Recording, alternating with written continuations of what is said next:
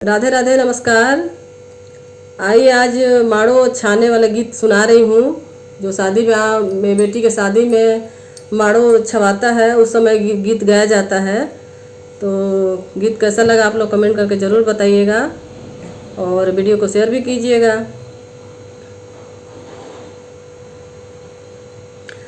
पाना माड़ावा छवई है बाबा झाला रिमोती लगई है बाबा।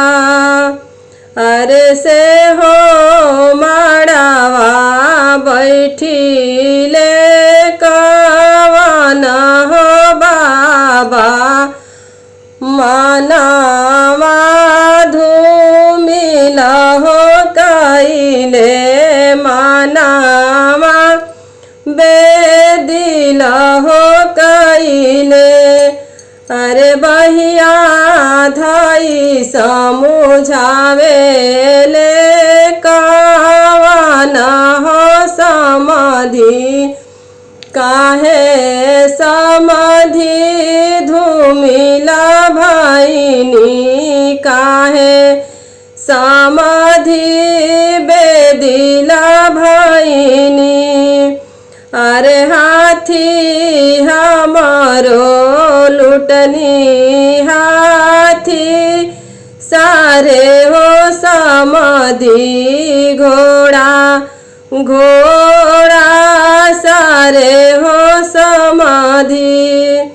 अरे धिया हमारो लुटानी माड़ुआए समाधि यही मानवा धूमिला भैले यही मानवा बेदिला भैले।